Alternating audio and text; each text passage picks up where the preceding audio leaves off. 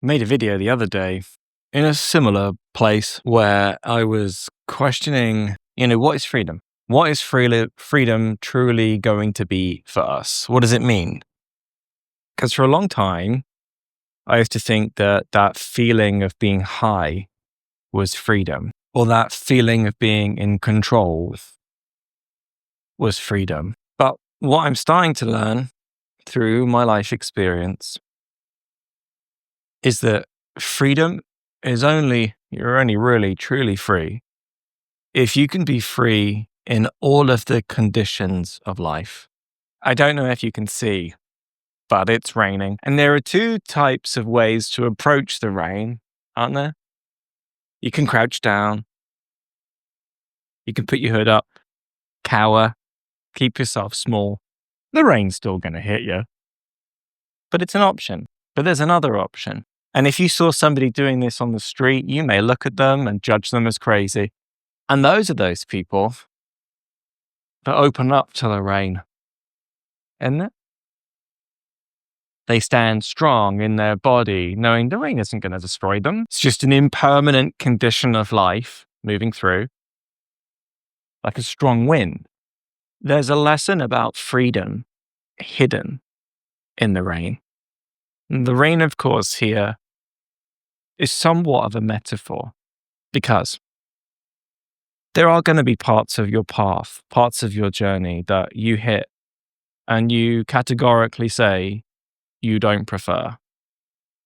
There are going to be dark night of the soul experiences that you move through. They're positive.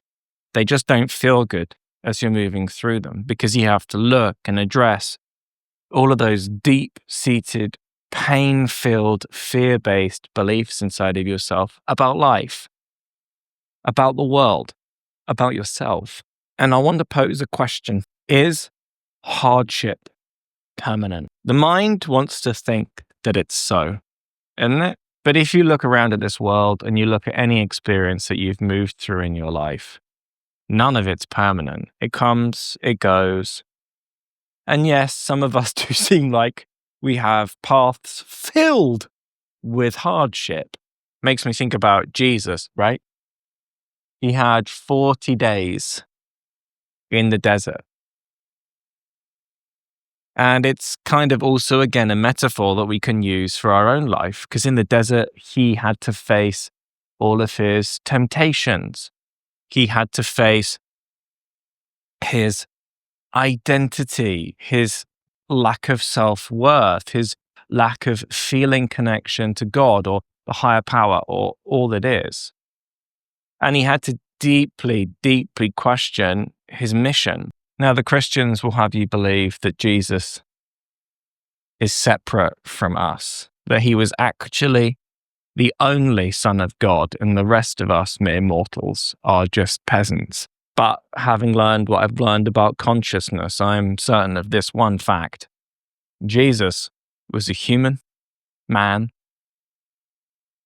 who reached a state of enlightened consciousness through his practice. There's even evidence to suggest that he went to India and was probably a yogi. But the reason I say this is because Jesus, though he is a man far greater than I, he is human and moved through the human experience just like us.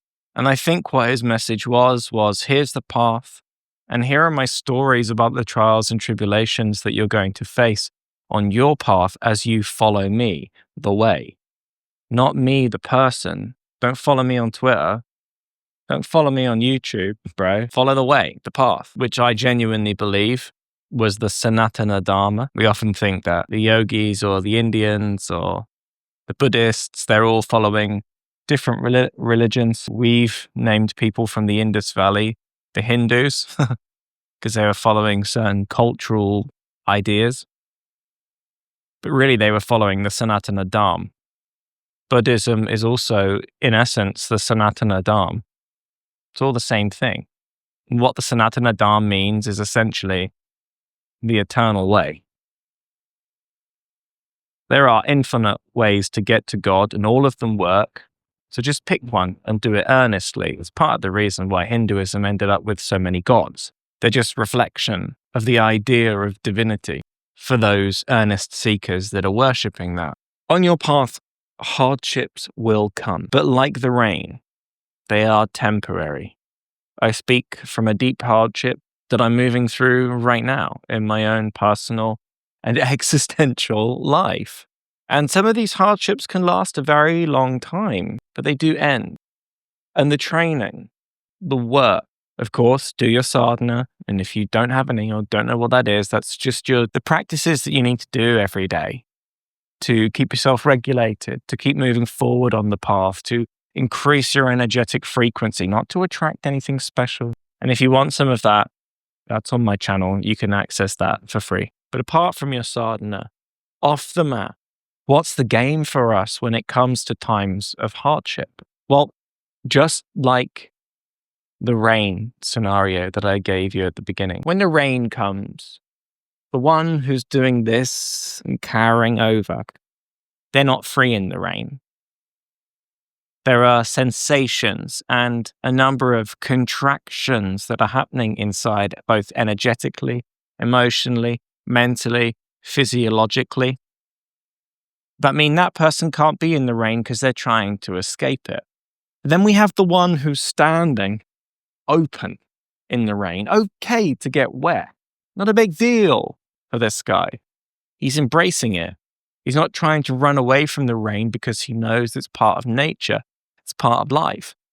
He's opening himself up to this temporary expression of consciousness of life that is rain in this moment. There may still be contraction inside that man. There still may be uncomfortable sensations in that man, but he's no longer trying to avoid it. He's just opening up to it. He's opening up to the possibility that this is just the way it is right now.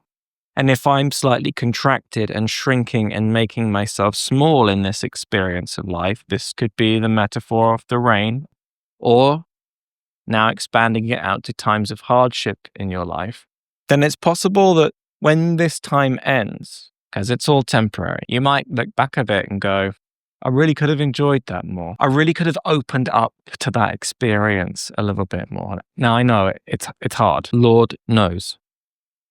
I know.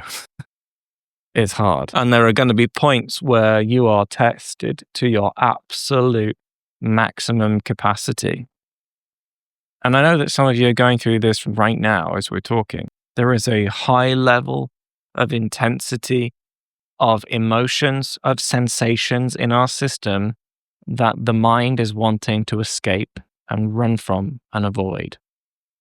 But in doing that, we're carrying in the rain. So when hardship comes, when these sensations come, just one time, just see if maybe, just maybe,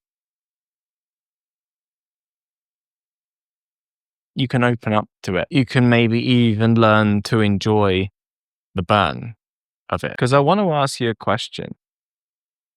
How do you know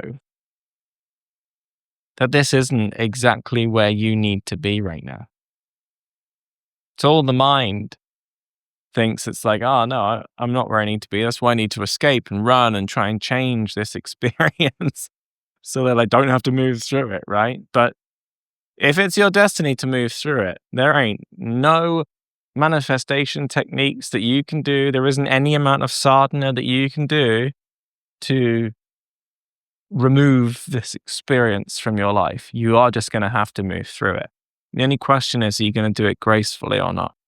And I don't think, truly, that life is doing this to punish you. It's not doing it because you're inherently bad or corrupt. It's not doing it because you've not understood life correctly or you're doing something wrong. No.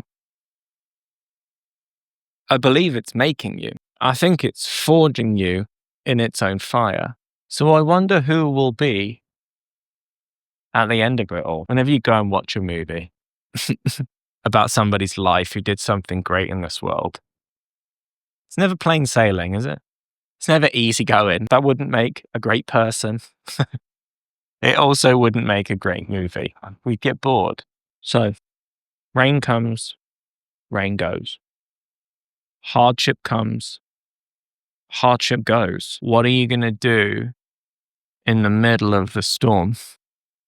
That's the real question I have for you. Anyway, that's all I've got today. Love you lots.